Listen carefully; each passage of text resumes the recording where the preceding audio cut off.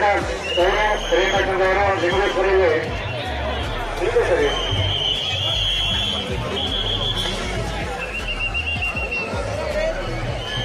Madam C ಪ್ರಿಯಬಂಧವರು ನಿಮ್ಮಲ್ಲಿ ಕಾಯ್ತಾ ಇದ್ದಾರೆ ಮೈಸೂರು ಬರಬೇಕಾಗಿ ವಿನಂತಿಸಿದ್ದೇವೆ.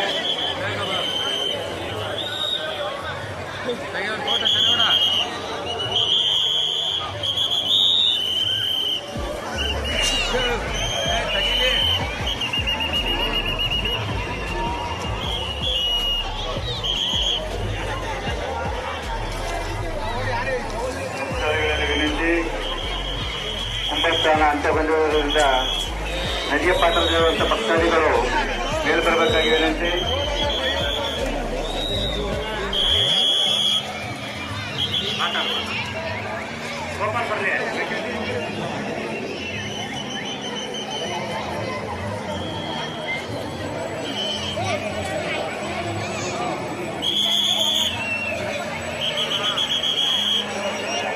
ಮತ್ತೆ ಹೇಳಿದ್ರು ಭಕ್ತಾದಿಗಳು ಇನ್ನೂ ಸ್ನಾನ ಮಾಡ್ತಾ ಇದ್ದೀರಾ?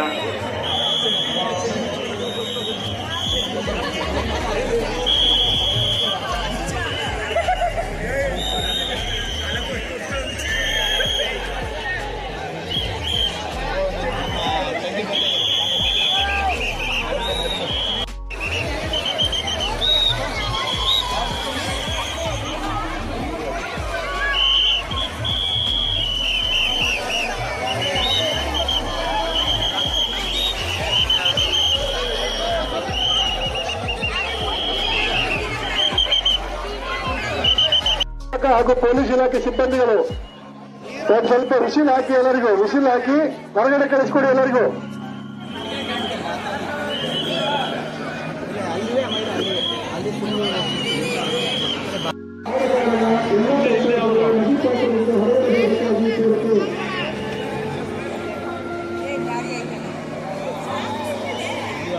ಲಕ್ಷ್ಮೀ ಮತ್ತು ಬಿಟ್ಟು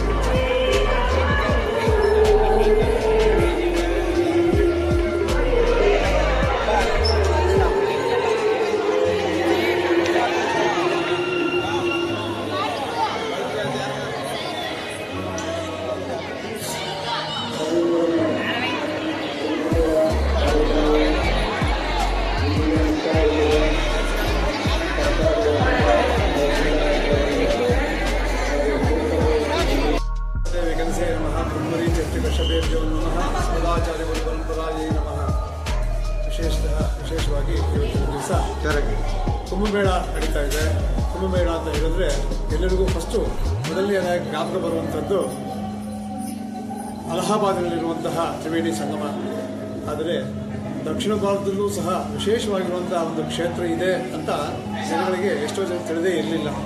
ಅಂಥದ್ದು 89ನೇ ಇಸ್ವಿಯಿಂದ 1989ನೇ ಇಸ್ವಿಯಿಂದ ಬಾಲಗಂಗಾಧರ ಸ್ವಾಮಿಗಳಿಂದ ಇದು ಪ್ರಾರಂಭ ಮಾಡೋದು. ಹಾಗಾಗಿ ಇದು ದಕ್ಷಿಣ ಭಾರತಕ್ಕೆ ಕುಂಭಮೇಳ ನಡೆಯುವಂತಹ ದಿವ್ಯ ಕ್ಷೇತ್ರ. ಅಲಹಾಬಾದ್ನಲ್ಲಿ ಹೇಗೆ ತ್ರಿವೇಣಿ ಸಂಗಮ ಉಂಟೋ, ಗಂಗಾ ಯಮುನಾ ಸರಸ್ವತಿ, ಹಾಗೆ ಇಲ್ಲೂ ಸಹ ಕಪಿಲ ಕಾವೇರಿ ತ್ರಿಭು ಸರೋವರ ಅನ್ನುವಂತಹ 3 ನದಿಗಳು ಸೇರುವಂತಹ ಸಂಗಮ ಕ್ಷೇತ್ರ.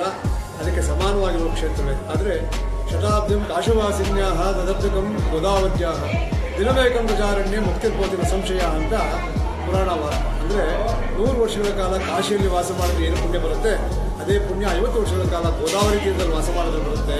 ದಿನವೇಕಂ ಗಜಾರಣ್ಯ ಅಂತ ಒಂದೇ ಒಂದು ದಿವಸ ಗಜಾರಣ್ಯದಲ್ಲಿ ವಾಸ ಮಾಡಿದ್ರೆ ಅದೇ ಪುಣ್ಯ ಬರುತ್ತೆ. ಹಾಗಾಗಿ ಇದು ಗಜಾರಣ್ಯ.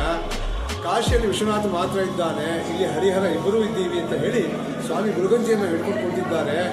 ಕಾಶಿಗಿಂತಲೂ ಒಂದು ಗುರುಗಂಜಿ ತೂಕ ಪುಣ್ಯ ಹೆಚ್ಚಾಗಿ ಸಿಕ್ಕುತ್ತೆ ಅಂತ ಹೇಳುವಂತಹ ದಿವ್ಯ ಕ್ಷೇತ್ರವಾಗಿದೆ.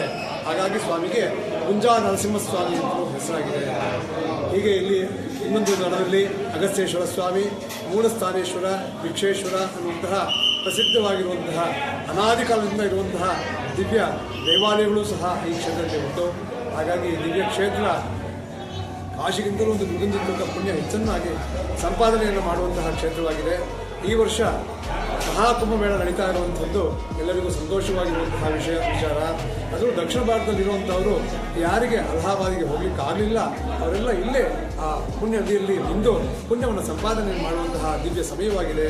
ಅದರಲ್ಲೂ ಇವತ್ತಿನ ವಿಶೇಷ ಏನಪ್ಪ ಅಂತ ಹೇಳಿದ್ರೆ ಸೂರ್ಯಗತೆ ಸೂರ್ಯನು ಕುಂಭರಾಶಿಗೆ ಪ್ರವೇಶ ಮಾಡಿದ್ದಾನೆ, ಗುರು ವೃಷಭರಾಶಿಗೆ ಪ್ರವೇಶ ಮಾಡಿದ್ದಾನೆ.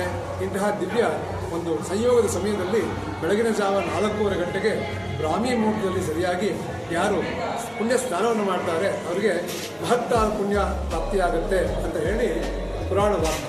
ಹಾಗಾಗಿ ಪುರಾಣಗಳಲ್ಲಿ ಉಲ್ಲೇಖವಾಗಿರುವಂತಹ ತೀರ್ಥಖಂಡ ಅನ್ನುವಂತಹ ಒಂದು ಭಾಗದಲ್ಲಿ ಹೇಗೆ ಸ್ನಾನವನ್ನು ಮಾಡಬೇಕು, ಸ್ನಾನದ ವಿಚಾರಗಳನ್ನು ಸ್ಪಷ್ಟವಾಗಿ ತಿಳಿಸಿಕೊಟ್ಟಿದ್ದಾರೆ. ಅದರಂತೆ ಇವತ್ತಿನ ದಿವಸ ನಮ್ಮ ನೆರೆಹೊರೆಯಾಗಿರುವಂತಹ ರಾಜ್ಯಗಳಿಂದಲೂ ಸಹ ಹಾಗೂ ಇಂಟರ್ನ್ಯಾಷನಲ್ ಲೆವೆಲಲ್ಲೂ ಸಹ ಅಂದರೆ ಬಾಹ್ಯ ಫಾರಿನ್ಗಳಿಂದಲೂ ಸಹ ಜನರು ಬಂದು ಇವತ್ತಿನ ದಿವಸ ಸ್ನಾನವನ್ನು ಮಾಡಿ ಪುಣ್ಯವನ್ನು ಸಂಪಾದನೆಯನ್ನು ಮಾಡಿದ್ದಾರೆ. ಎಲ್ಲರಿಗೂ ಶುಭ ಉಂಟಾಗಲಿ ಅಂತ ಹೇಳಿ ಹೇಳ್ತೇನೆ.